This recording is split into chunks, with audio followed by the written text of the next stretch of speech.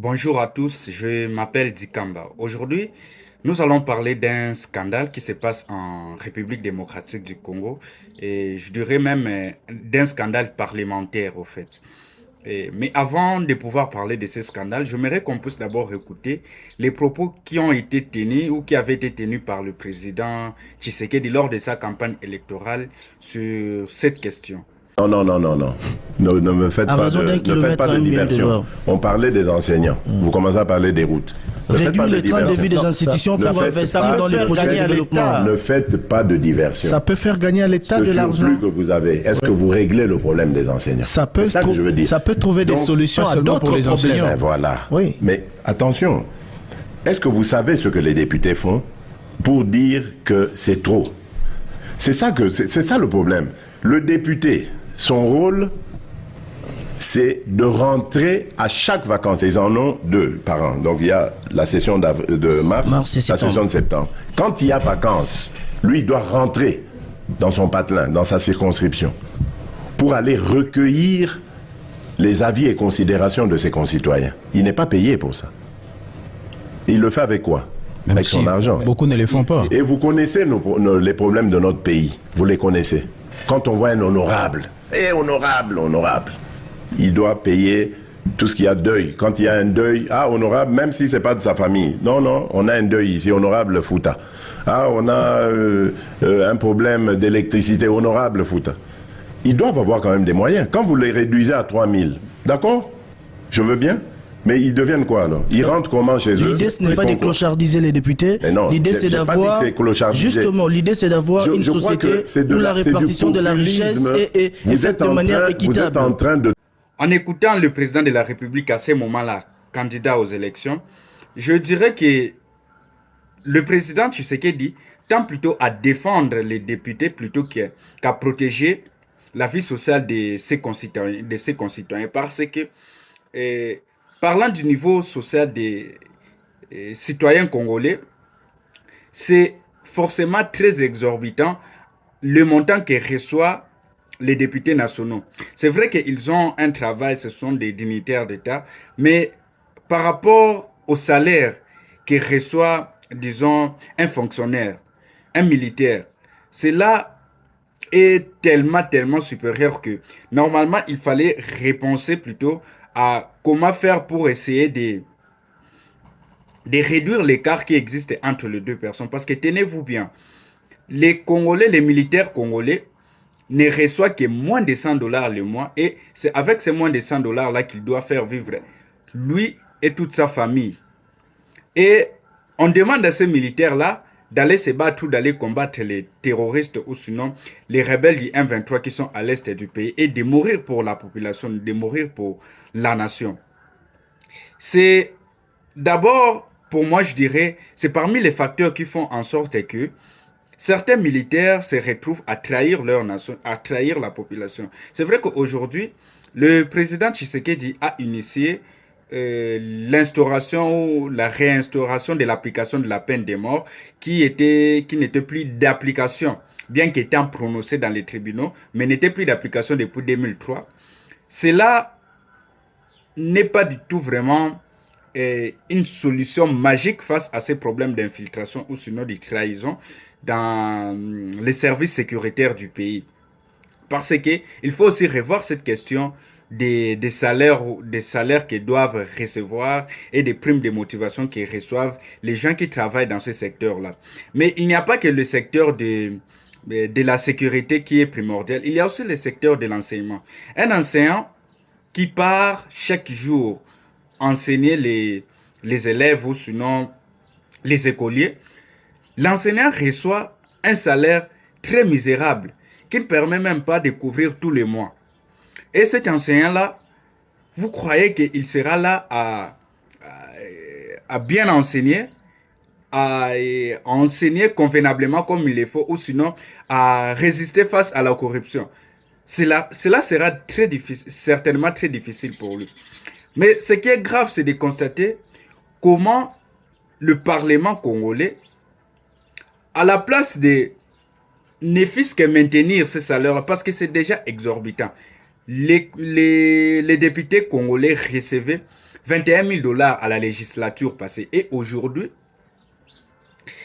la commission qui a été désignée pour l'examen ou sinon la réécriture du nouveau règlement intérieur qui doit régir le Parlement décide de majorer ou sinon d'ajouter plus de 12 000 dollars au-dessus des 21 000 dollars qui a été initialement payé pour la législature passée. Pour eux, ils trouvent que recevoir 21 000 dollars en RDC, un pays pauvre qui fait face à une guerre, c'est une somme qui est tellement petite pour eux que cela doit passer de 21 000 à 31 000 dollars. Et ce qui est frappant, c'est de constater le silence ou sinon le silence de la population congolaise face à ces manipulations.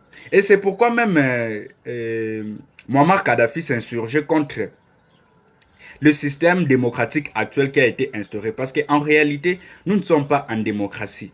La démocratie exige à ce que le pouvoir puisse appartenir au peuple et que c'est le peuple qui exerce ces pouvoirs-là. Parce qu'on dit la démocratie, c'est le pouvoir du peuple. C'est le pouvoir du peuple par le peuple et pour le peuple. Par le peuple, c'est-à-dire que c'est le peuple qui exerce ces pouvoirs-là. Mais est-ce qu'en réalité, le peuple exerce les pouvoirs? Non. Le peuple n'exerce pas le pouvoir dans la forme de la démocratie qu'on voit dans le monde.